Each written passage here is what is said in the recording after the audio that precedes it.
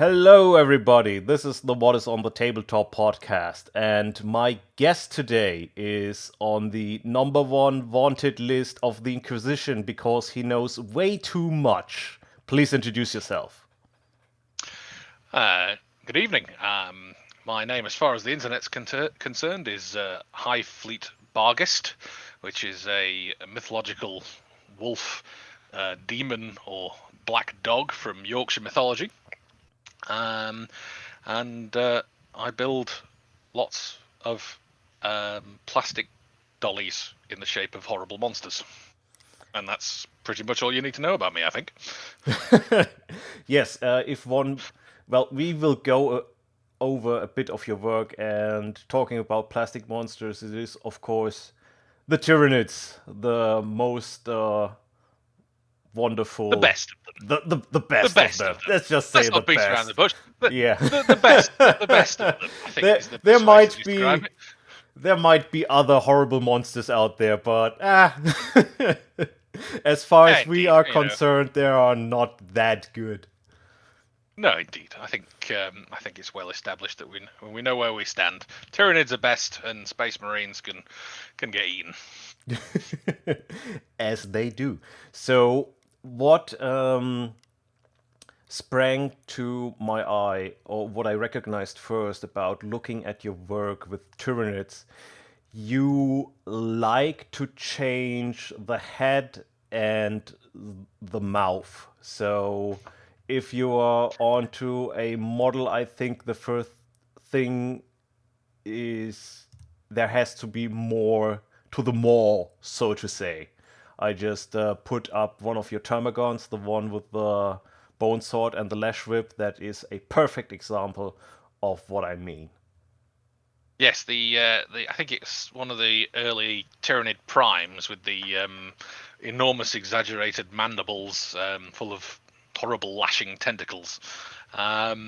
Yes, I think it's not unfair to say that it'd be difficult to find a model of mine that hasn't had some sort of mandibular monstrosity attached to it, rather than the original jaws. I think I mentioned once or twice that I find the concept of combining an arthropod sort of physiology with reptile or dinosaur or whatever quite the most compelling part of the Tyranid aesthetic.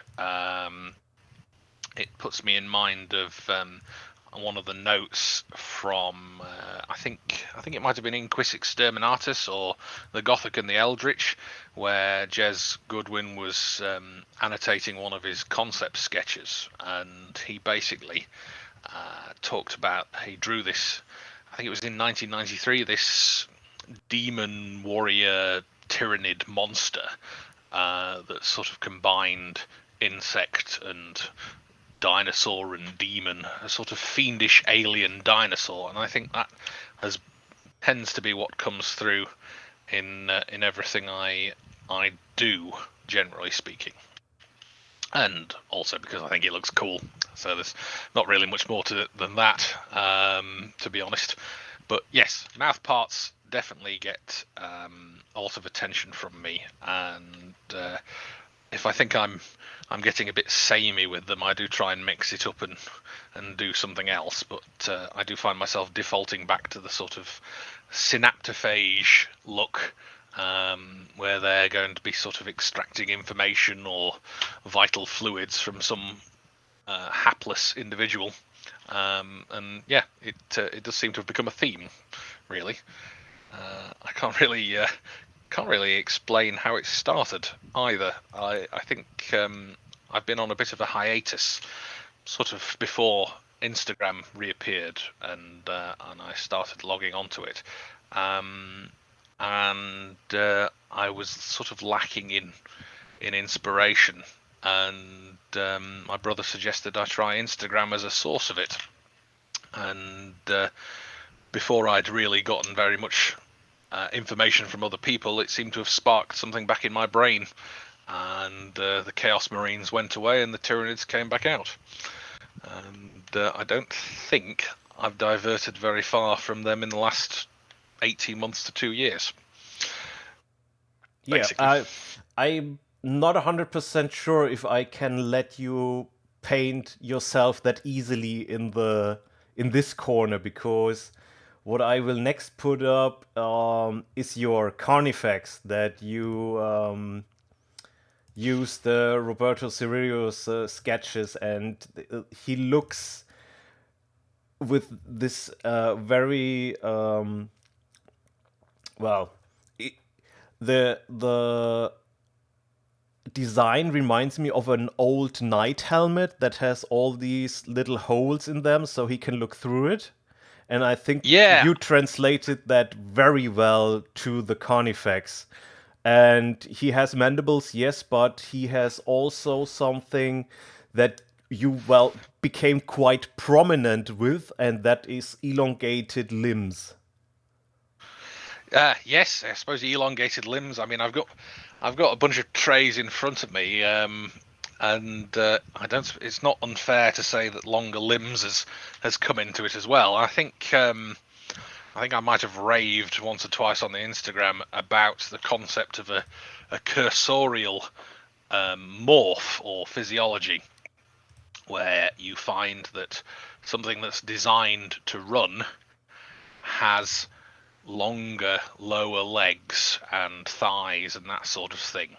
And um, the longer arms, I think, is just because they tend to look sort of creepier and they can lash out further, and it actually makes a lot more sense, I think, for the Tyranids to have longer arms than they might necessarily have in the models. And I think it's sort of part of the uh, way that their guns and their weapons work, in that the models tend to force you into a limited array of poses, because the tentacle sections for the ammo feeds and the arms themselves are just basically shorter. So you can really only pose your Tyranid warriors, for example, with their guns in a limited number of positions, and then they start being stuck looking down and that sort of thing. And I think that's how it started.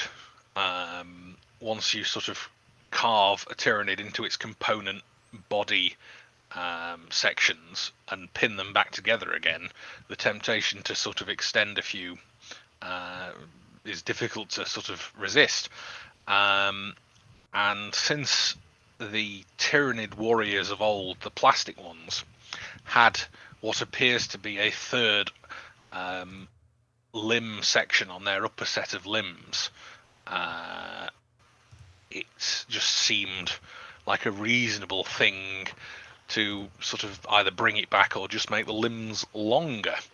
And I kind of rolled with it. I think I've got a lictor that I've been working on, actually, and it's sort of gone through multiple iterations. And I think it was originally meant to be a Death Leaper, and again, just adding that extra limb section makes the raptorial claws, the big sort of seizing talons, work so much better, I think. So there's a certain degree of obsession with how things might practically work, and again, I think they just look meaner and cooler and evil. And I think I try and make every model look more malevolent, I think, is the best way to describe it, without notwithstanding the fact that they all look fairly vicious. Yeah. I don't want to say grim dark, because I think it's a term that's been somewhat flanderized, if you get what I mean. Grim dark sort of means different things to different people, and I'm not so sure that Tyranids necessarily fit in the image of grim dark as it might be called on Instagram. But I do think the cosmic horror aspect of the Tyranids needs a little playing up, I think, in their models, even though each one of them is representing something horrific. The models don't always communicate that as much as I'd like, but I think it's each to their own. Some people might think they're particularly gribbly and horrible as it stands, but I like the idea of them being horrific, not just a big monster. And some you hit, some you miss, sort of thing. I think there's a grinning idiot of a zoanthrope that I'm not sure is ever going to see the light of day, because it really just does look like an idiot. But he's you've put sort of 3 or 4 hours into making something's head, and then you realise it's got sort of a goofy grin like the 3rd edition Carnifex, and I'm not sure I can live with producing something like that and putting it up on the internet for the world to see. But we'll see how it goes. There's yet time to flens away its goofiness and replace it with malevolence, I think. Yeah, a bear skull just tends to smile, and well, when you look at Tyranids, you mainly see a bear skull and or an exoskeleton that resembles that. To be fair, I think no one ever said that crocodiles have a goofy smile, because you know how terrifying and horrible the death is. You die by their jaws, and Yes, certainly up close you don't really joke about the crocodiles. The further away they are, the easier it is to laugh about things. And I think the comment you made about the skull look has some relevance in that I prefer the stripped back look, which is almost reminiscent of the old dinosaur artwork, because I don't know how familiar you are with the world of paleo art, as they call it. I think I'm quite familiar. I was a dinosaur kid in the 80s. Well, weren't we all? And I think you've probably seen that the images of dinosaurs have somewhat evolved, and sometimes, you don't have to look at Spinosaurus, which has been through about, I don't know, half a dozen to a dozen different interpretations. And one of the things that sometimes they talk about is how they stretch the skin very tightly over a skeleton and don't add in the soft tissue and that sort of thing, and it makes dinosaurs look particularly evil looking. And if you do it to a modern day animal, as some artists have done to make the point, you can turn a sort of a monkey or a bird into looking like some sort of alien murder beast. And I think that sort of stripped back aspect kind of comes through in the earlier Tyranids and the later ones as well. And that's the sort of dinosaur aspect I like in the Tyranids. The paleo art, visceral sort of monster with fleshless lips and teeth that are basically useless for anything except murdering you, and it gives them the sort of rictus look that a skull might have, combined with this alien look, because you're not forced to keep to the sort of laws of the physiology of a conventional being. You can have a skull on top of your face, and it can be plausibly what you look like. Whereas some others, it might just look ridiculous. On a Tyranid, it looks like this thing is basically hell incarnate, but even in a world of demons and monsters from beyond the warp, sort of thing. And I don't always achieve that, and you sometimes end up sticking a head on something that's basically the stock head, and it does the job.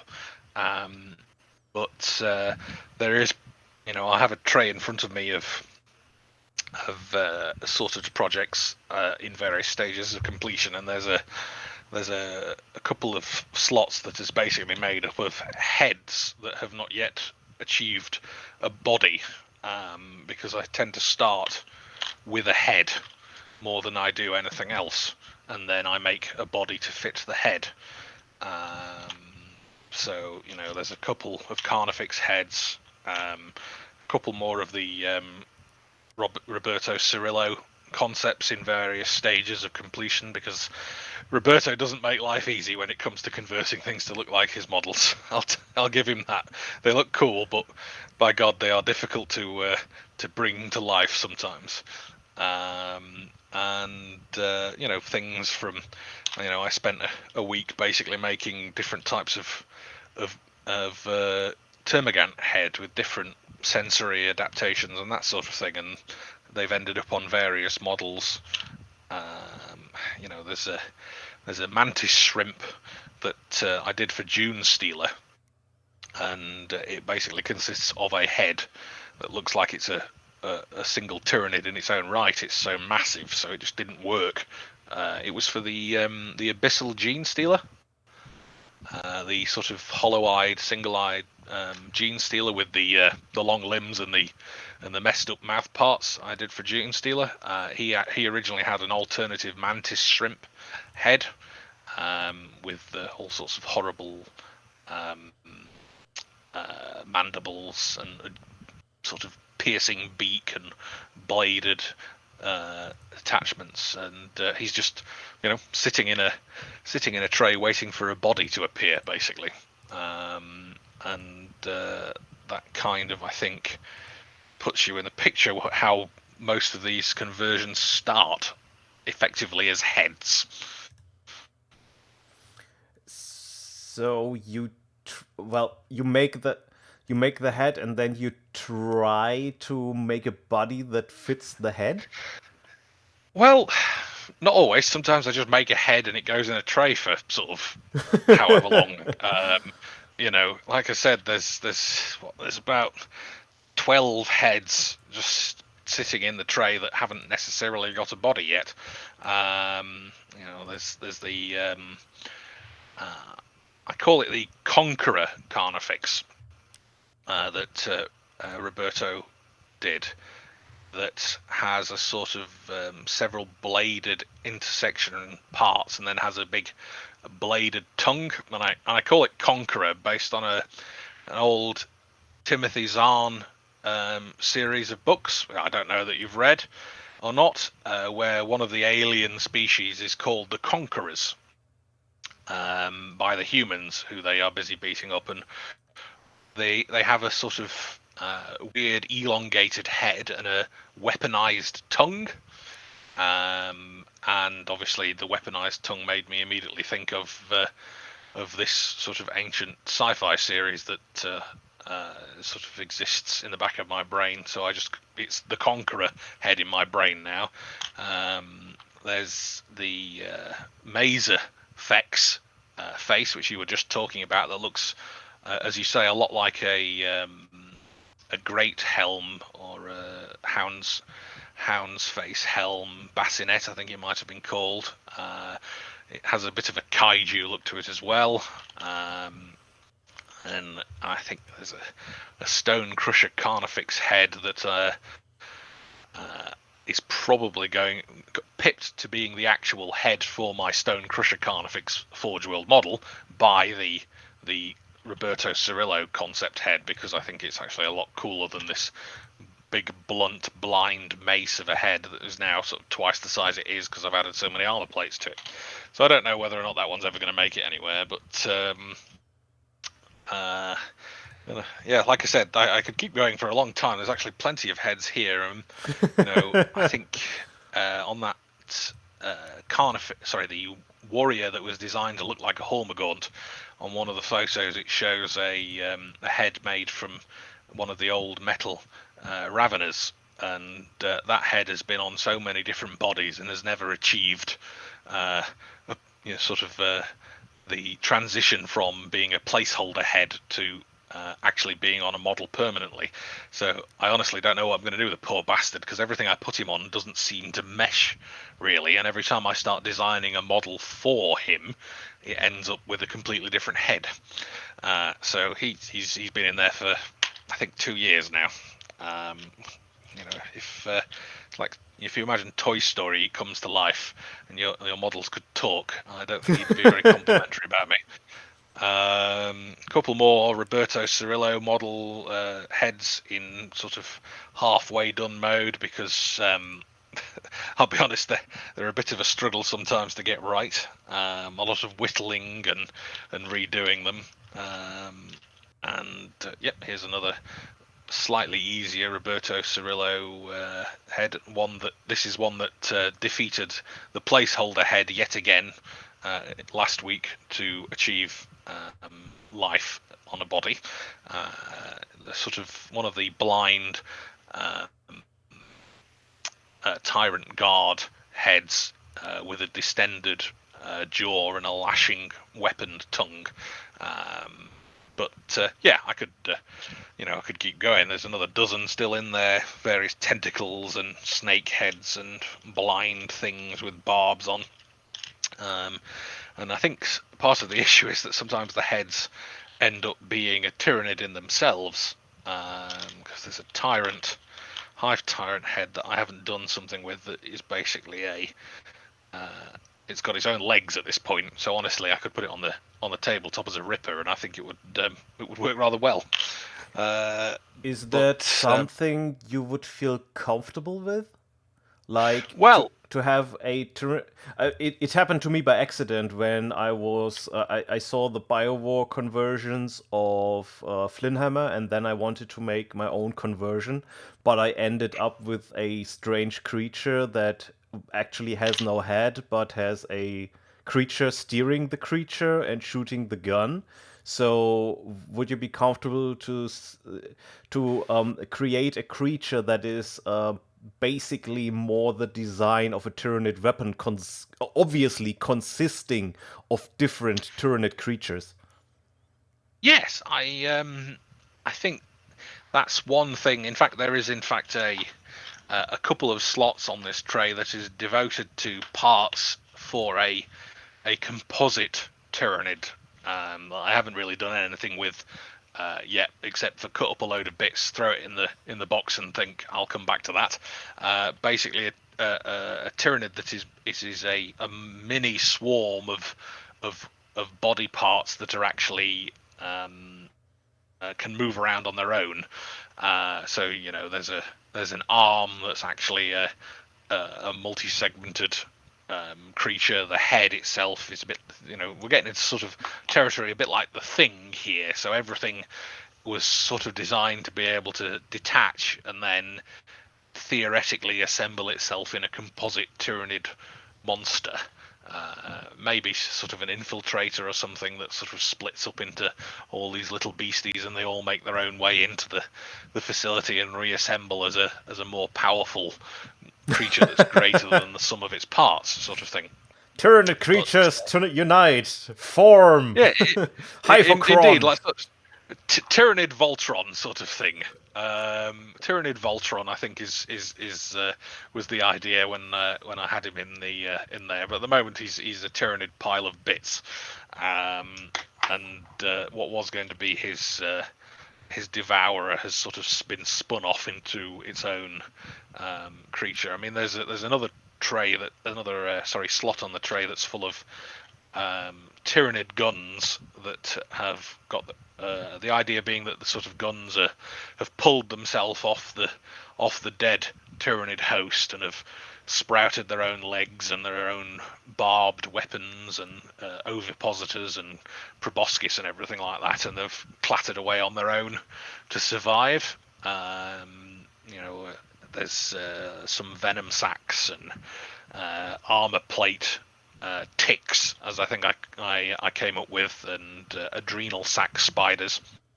And it turns out if you go look at, say, some of Adrian Smith's art, when he did the cover of I think it was either the 5th or the 6th edition Codex, He's got a big carnifex on the front and a sort of bunch of other Tyranids running around.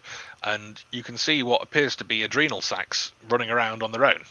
Yes, yes, And I'm familiar with that picture very much. Yes. indeed, so I've got a bunch of those that have got their own head and their own little legs and everything else like that. I haven't moved them on too far, but basically components of the Tyranid model that could plausibly be a Tyranid themselves, rather than just an implanted symbiotic creature. So there's I try to avoid getting obsessed with the little things, because when you spend the aim is that I eventually maybe assemble a coherent army from my latest generation of Tyranids that I can play against my brother with. But if you spend a week doing 3 or 4 Ripper level creatures, it doesn't really move that concept along that much. So I tend to have a little self-discipline occasionally. It doesn't always work out though, hence the various piles of projects that I've started before I've sort of pulled myself back and maybe tried to put some finishing touches on something else. I did start on Instagram with a view to assembling a theoretical 2,000 point army, and I think if I put everything together, it might get there.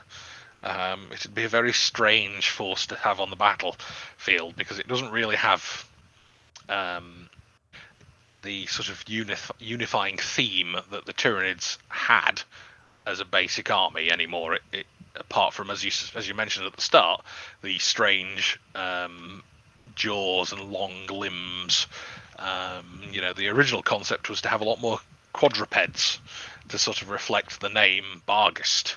And there's a hive tyrant head that's sort of been given strange elongated canine jaws that is, again, needs a body.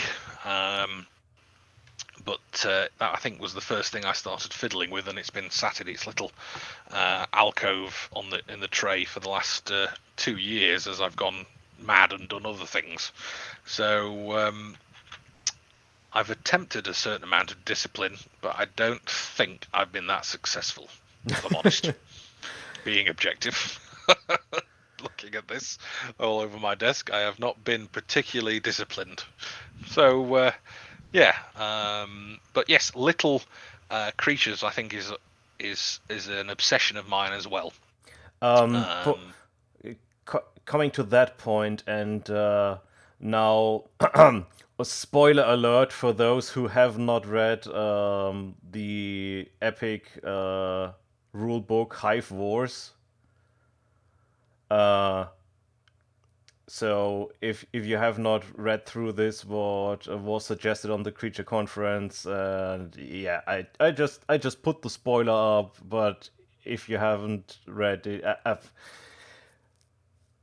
it was written so long ago. I feel a bit silly saying that, but and I mentioned it with the podcast ago with Flynnhammer, because there is a short story in there which encapsulates what you said so well and puts a different horror to the Tyranid race. And coming to that point is that a human psyker had a Tyranid weapon in his hand, and could articulate what was going on, and that is that all the creatures inside the weapons were aware of the hive mind and felt that they had to serve the hive mind, even though they might have been not in Synapse reach anymore. And to me, that opens up a whole new gallery of horror of how these creatures that are formed into a weapon are aware that they are a weapon, or what part of their conscience is still working, how intelligent are they, because we have very good descriptions of how the Tyranid weapons work, and they are very, very gruesome, especially, I think, the acid spitter that just vomits a maggot that has been de that has be that has its Shucked, I think, is the term you're looking for. It's been shucked of its shell. yeah, I it think had been is shook off the shell and its body clutches into basically a stomach that vomits this maggot out,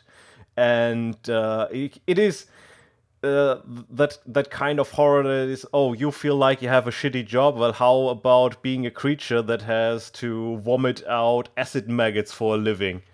yes, And indeed. there is a very popular horror B movie out there that is the Human Centipede, and I get a lot of horror vibes that are equal to that movie. And yes, it is not that consistent with what we get fluff wise from the Tyranids, but as I said, it opens up a whole new alley of horror or body horror. Indeed, the sort of visceral sense of terror that you might feel when faced with a Tyranid army. There's a short story that the name escapes me, but it's basically written from the perspective of the crew of an orbital defense platform. It's fairly recent, and they are effectively engulfed by a Tyranid ship.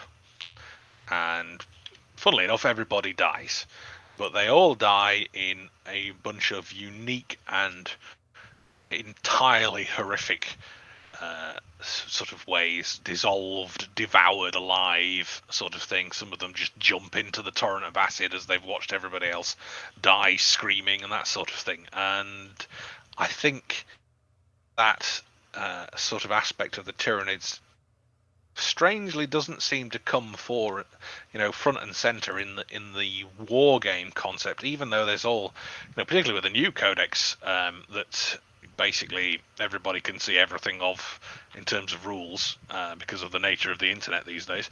But they've done a lot more work, I think, creating fun and interesting things. My particular favorite has to be the new psychic power that basically has a Tyranid Psycho reach into your brain and reshape your brain's structure into a tiny Tyranid that then eats its way out of your skull.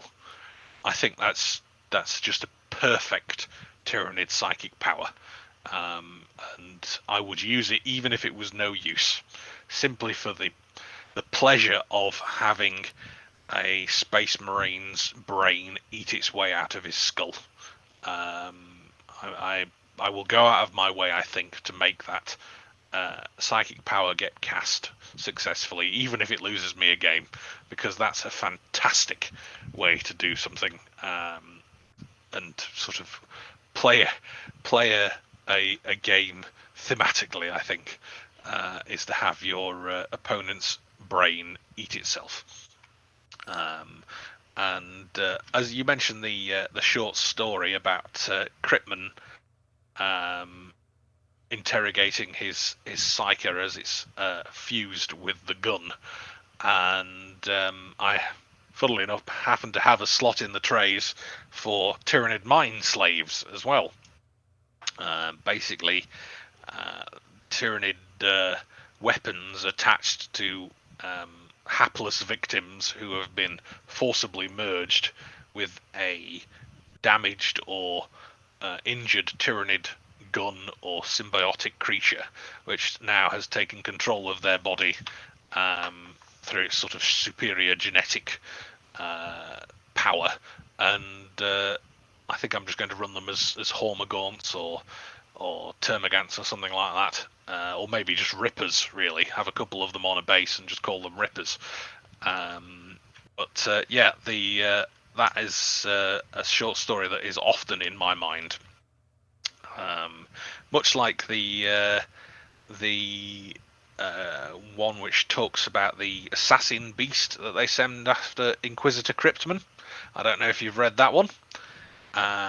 It has basically a creature land, and as it travels across the terrain towards Cryptman's base, it absorbs the genetics of various creatures it encounters and becomes this sort of conglomerate assassin beast. I believe it's supposed to be the grabber slasher assassin, but it goes for a rather more visceral interpretation in the short story, and I'd like to maybe see that sort of Tyranid creature come back in some sense, even if it comes back as a stratagem or something like that. That's another thing that has been very inspirational to me. And I think it partly underlies the concept of all these Tyranids with the synaptophage adaptation, where they drain the genetics and brain information from their victims and then evolve on the basis of what they've extracted. Either adapting based on the information they've retrieved genetically or on the actual intelligence they've stolen. Like someone knows that there is a particular prevalence of I don't know, Titan weapons, so the Tyranids start to produce more bio-Titans in response or something like that. That's a bit of an extreme example now I think of it. Perhaps that they're fighting people who use energy weapons like the Tau more than projectile weapons, so the Tyranids adapt their armor to be to sort of have energy absorbing traits and that sort of thing, which is something Hive War mentions as well. The idea that the hive mind can reach out and say that that particular brood of Tyranids has right there on the spot adjusted its armor to refract laser energy or deflect kinetic energy projectiles, or even produced ablative layers to sort of deal with hyper velocity weapons like a railgun or something like that. So yes, I would say that Hive War is something I go back to time and time again, and it's there is even a sort of Trigon kit that's sort of languishing under my desk, with an eye to making a 40k scale version of the big armored Death Worm Trigon, which I prefer, to be fair, over the existing one. I mean, the existing one's great, but I have a soft spot for the giant armored Death Worm, and I'm determined to get one on the table at some point. After the 3 dozen other Tyranid projects are finished, one way or another. I don't think anything will ever be finished, but that's part of the fun, really, isn't it? It's you don't just slap everything together like your average Space Marine player. You every model converted is probably something an insane person does, but I think it's a reasonable goal. It seems like something some hobbyists, a trap some hobbyists fall into quite quickly, and especially when they have, I assume that on you now, tendencies of perfectionism. Yes. I confess, being a perfectionist is something that I wish I could be a perfectionist, and I find myself striving for it sometimes, and then realistically I realize that perhaps there's only a certain level my skills are at, and I kind of have to just accept that this thing is as good as it's going to get without me spending another sort of who knows how many hours trying to make it better, when all I'm really doing is just sort of fiddling with it endlessly and never achieving anything else. So there has to be a certain point at which you put something down, and theoretically at some point I'm going to put the scalpel down and paint things. Theoretically. Another theoretic Yeah. Theoretically, it was a lot easier to do when I was building Chaos Space Marines, if I'm honest.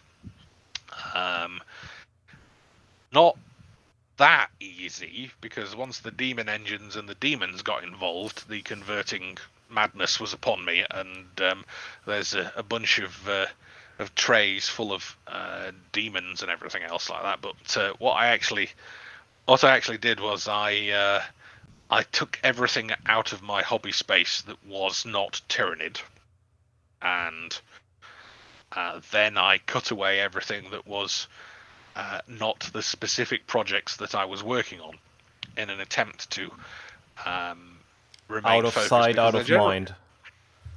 indeed, because generally speaking there wasn't enough room at that point, but also because there isn't anything so far that I get fed up doing, if you get what I mean.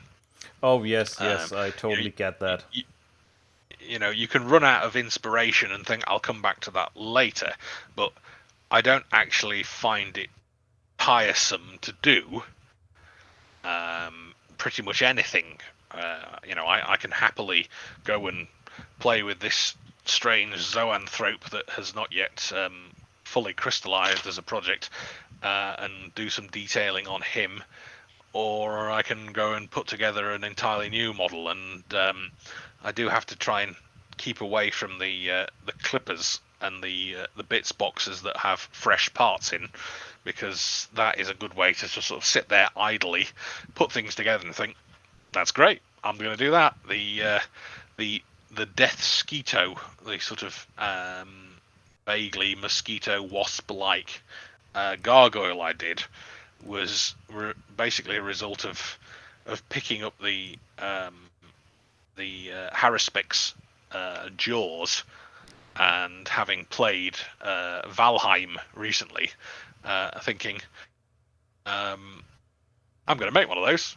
That one didn't actually start with a head. That one started with the giant barbed stinger. And then I went looking for a body. And I don't know if it's immediately obvious, but the body is actually just the other part of the Haruspex tongue, with the cut off and turned around, and it worked perfectly as a body. And the head came from my tray of heads. One of the yeah, It's always good to it's have a actually tray fairly of heads. it's actually fairly convenient, as I said, to have a tray of heads, because they're all so wildly different that you're not forced to sort of be, there's always a theme in there that seems appropriate, and even if it isn't immediately appropriate, it can just kickstart something else in your brain, and you may replace it, like the the one who's always a groom, never the always a bridesmaid, never the bride, Ravener head. But he was originally going to be a giant termagant, a warrior-sized termagant head, and then I replaced him with the relatively unconverted head from a metal second edition Tyranid warrior that just worked perfectly. It was what I was looking for when I made the Ravener head, into more of a sort of rictus grin, but it was just already there and done, and there was no point trying to sculpt something when I had something that was so perfect for it. And the same applied to the sort of barbed mosquito, the head with a sort of multiple compound eyes and a proboscis already existed, and there was really no point trying to repeat, catch lightning in a bottle again when I'd already done it for that one, and it worked perfectly. And it wouldn't. It's not going to be the last time, to be honest with you. Like the other gargoyles are almost all built around converting full models, but the big one with the mouth and the beak made out of the Hormagaunt tails, that was again, I just idly picked up a bunch of parts and put them together, sort of thing, and thought, hang on a minute, that actually works. And then 4 hours later, I'd bashed together the beginnings of the model, and everything I'd set out to do that night had gone by the wayside. So occasionally the madness takes me, and before I know it, it's 3 o'clock in the morning, and I'm chiseling away at some Tyranid head to make it fit some insane vision that has dropped into my brain. So as long as they keep coming, I don't really think I'm going to stop. So the Yeah. painting might have to wait. I think there's the amount of dust that's on my paint rack is quite distressing actually.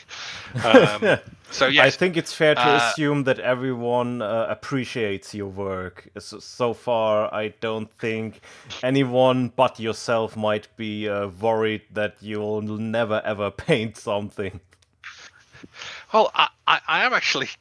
I really would like to paint them, but I sit down and I reach out to pick something up to put the converting stuff away, because I basically have a desk that I keep clear and then occupy it with a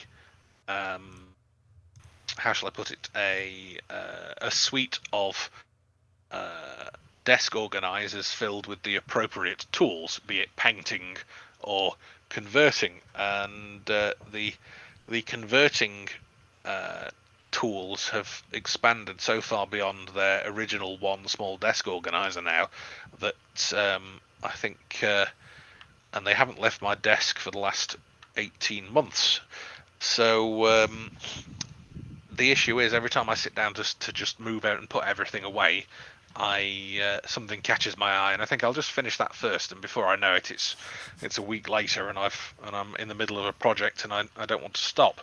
So there is an attempt to be disciplined, as I said. So far, all I've been disciplined about is converting Tyranids and not diverting from that. So It's something. there it's something, and I suppose if I'd wanted to be something other than Tyranids, I probably shouldn't have gone with the name Hivefleet Bearghest. Um, I mean, I have a Chaos Black Legion force that's sort of Bearghest themed, the Hounds of Corn and that sort of thing. But like I said, they seemed easy to put aside, Hmm. Coming despite being. coming back to the Death Skeeto and Chaos, w- when I looked at it, I was like, oh, there's actually a lot of overlap between Chaos and Tyranids right now, especially with Nurgle, as Nurgle has, well, lost the vulture as a token animal and has now a lot of gribbly creatures and another aesthetic. But and you and Tyranids have their own, but when you go into converting and changing and as you are working on it, there is always a you reach that thin line where is it, am I looking at a chaos spawn right now or am I looking at a Tyranid? And what was always also coming to my mind was the weaponry, because Nurgle is all about that disease and swarms of insects. And Tyranids could do that as well, or well, at least in second edition they could very well. They lost their ability to manipulate bacteria and viruses, as far as I know. And another interesting point would be sonic weapons that they could easily produced, but that is by design now Slaanesh themed. And I was wondering if that was something you thought about. Well, I think it's fairly safe to say that the fly has been a totem beast, let's call it, of Nurgle themes for a long time. My original army was an inherited for 40k anyway, was an inherited sort of army of assorted second edition Khorne and Nurgle stuff, and I haven't generally shied away from Khorne and Nurgle being my chaos sort of alignment for some time. Occasionally sort of dallied with Slanesh, which seems appropriate, and Zinch and bits and bobs, but yeah, the sort of arthropod aspect of Nurgle has some crossover with Tyranids, and I think the difference Tyranids have is that they tend to hybridize the mammal and the reptile and the insect and the dinosaur, and create something that is not one thing or the other, whereas you tend to get exaggerated monster versions of bugs with Nurgle, although they often have some sort of creepy human aspect to it.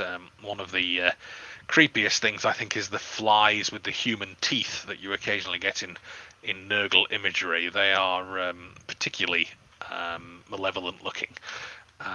But as far as the Tyranid manipulation of, let's call it, plagues and poisons and that sort of thing goes, I think the modern approach to making Tyranid factions, as they call them, the Hivefleets, is to give a Tyranid swarm a theme and then give them things that are variations of that theme. So Hivefleet Gorgon has sort of inherited the creation of toxins and Yes. plagues, and they're described as basically advancing in a cloud of metal and flesh melting microbes and airborne toxins and viral particles that are sentient and that sort of thing.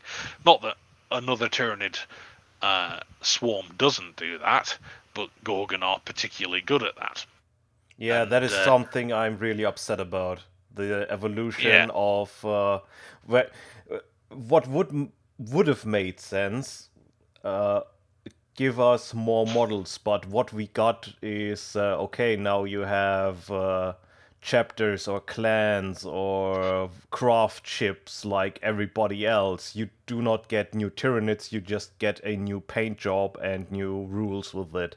And that is yeah, something I'm not happy with, as Tyranids should be something, as you said before, extracting the information after doing some probing, not running mindlessly in with full brute force as Behemoth did, and then adjust. But that is really difficult to translate in the rules, and Tyranids fall very flat on their face when it comes from fluff to rule translation in that regard.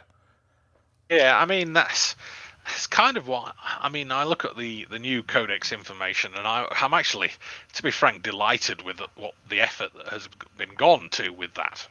I mean, as you say, there is this slight disconnect in that we are given this background and this information, these multiple fleets that, like a Space Marine chapter, can do anything any Tyranid fleet can do, but they do a particular thing very well. But am I expecting to perhaps see a Hivefleet Gorgon themed model released? And the answer is no. I don't think I'm ever going to see a Hivefleet Gorgon or a Hivefleet Hydra specifically released model like a Space Wolf or a Dark Angel or a Blood Angel model would be released. I don't think I'm going to get that, which kind of undermines why you do it, I think, because you can give special rules to a model all you like.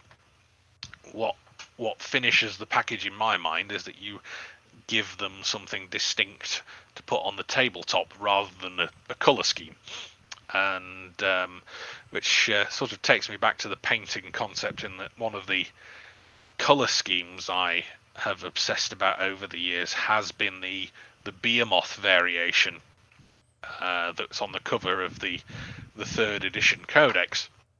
and which that's I how also I've. use and which is great and which a lot It, of people use out there and which in different it's variations.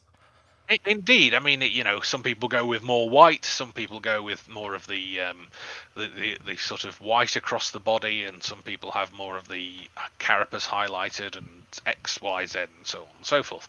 And it's a fantastic scheme, and it's meant to be a variant of Behemoth. Kronos, for example, was I think supposed to be a variant of Behemoth as well, but has now become a Hivefleet unto itself, let's call it. And I always particularly liked the Leviathan variant that was a sort of red and white and black hatched scheme that was incredibly complicated. It looked like to paint, and I would never attempt it on an army scale. But as far as individual models goes, it looks fantastic.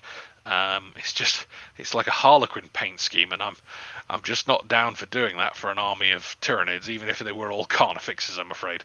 But I think I've somewhat diverged from the point, which was that sonic weapons and plague, and I think Hivefleet Jormungandr has been sort of given the sonic weapon concept as its attribute of choice, let's call it, along with burrowing and throwing asteroids at planets. And the sort of infrasonic roar, which I think is something that Games Workshop and 40k probably owes to Dan Abnett for putting into the lexicon of terminology. When he originally wrote about a super heavy tank in the Gaunt's Ghost series, producing this infrasonic roar that psychologically affected everyone who heard it, and I can't help but feel that it's one of the things that the lexicon of terms that Abnett introduced to Warhammer that has basically stuck. And I only wish that Dan wrote more Tyranid stories, because when he does touch on them, it's fantastic. But it's a bit like John Blanche, and he doesn't actually do that much Tyranid art, but when he does, it's this fantastic baroque insanity, like all of his work. And I only wish that he'd had more time with them, really. So I would say that in my own models, the spore casting concept is not exactly well represented. Everybody throws things around and they have the spore chimneys, but the Toxicrene is perhaps the only model I can think of that I basically just assembled and didn't really convert, and I'm not sure why, because it has such a source of interesting bits. Oh yes. But when I look at it, I just, for some reason, it doesn't spark as much in me as an older model might, and I don't know whether it's because the muscles are so big and smooth and it's not as sharp edged as I would have liked. When I compare it to the detailing on the Tyrannifex of the Tervigon, for example, and it just doesn't hit the right note in my head, for some reason anyway. I mean, I'm sure I'll get to it eventually. Maybe I'm just being a nostalgic old bastard who's not really open to new things, but for some reason it's never really done much for me, and I just put it together. My brother calls it cuddles. That is a very interesting insult to a model Yes, design. It was so boring, I could not bring myself to make it better. But yeah. I mean, coming to that model, the bits. can I cut in? Yeah, yeah. I talked with Brett Evans shortly about that model because I think you lose the head and tilt it a little bit upwards and basically turn it into a giant spore mine that has its mouth on the bottom, and it basically just picks up corpses or creatures that are made immobilized by poison or spores, and just picks it up very lethargic and puts it in in its mouth, collecting like what was the big one, the not the the Melanthrope. What had Melanthrope, yes, Yeah, indeed. I mean, yeah, I get what you're saying. I think it's in the same conceptual space as the Melanthrope, but in the look of the model.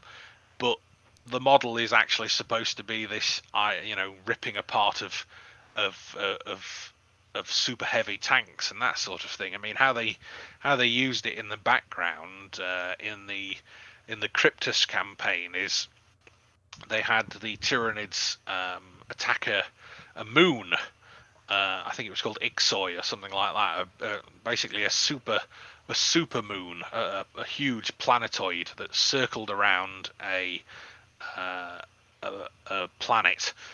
And I don't know if you've seen that movie Interstellar No, with I did not. the. No, well, one of the planets has enormous tidal waves, very slow moving due to the gravity, and this planet effectively is that planet, except with a civilization on it that moves in giant cities on treads, and the uh, the Tyranids live in the ocean and come out when the rest of the fleet arrives, and there's gene stealer cults everywhere and everything. But the moon itself is occupied by a sort of heavy armored force, and the Tyranids send down their standard sort of invasion attack, and promptly get clobbered by super heavy tanks and lots of artillery, and they sort of pull back and drop down toxicrenes and venomthropes, and then have raveners and trigons poke holes in all the armor, and then everyone promptly chokes to death on their own blood as the entire planet's surrounded by this cloud of semi-sentient murder spores that can target any of the little holes that have been put in their nice shiny tanks. So the toxicrene itself is less Malanthrope, and it's more like the thing in the mist that sort of lashes out and punctures a hole in your safe space, and then you all die frothing, choking on your own blood. But the Malanthrope, on the other hand, is a model that I don't think I'd touch either, but not because I'm not inspired by it, but because I think its execution is perfect.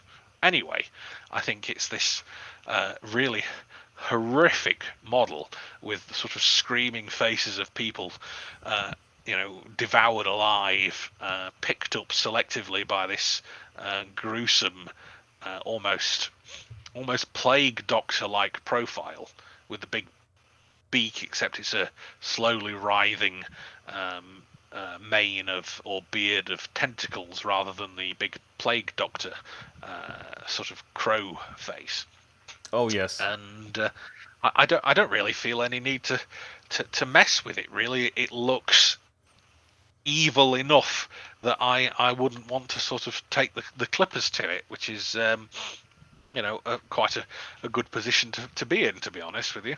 I don't know how it plays on the tabletop, but I got one for Christmas, and I'm pretty much just going to put it together as it is, without any real modifications. Now, if I got another one, I do have some ideas, to be fair, but one, I think I'm quite happy to have the original interpretation. I think it's more than good enough to sort of go unwarped by my imagination. Oh yeah, that And is a you know, good point to round it out, because we blasted through an hour, and well, we're pretty much gosh, done for now. So Well, I think as I said, I could pretty much talk about Tyranids forever. So it's really up to people who start talking to me about it to say when they'd like me to stop, really, because there are no breaks on me when it comes to this topic. There's something about everything you can talk about, I've found. So, like I said, a good point at which to put things down and go do something else, one way or another. yeah, I'm very sure the listeners enjoyed it as much as I did. I thank for your time, and I wish everybody else happy hobbying. And I think it's fair to say until next time. Sounds good. Like I said, there's always something else to talk about.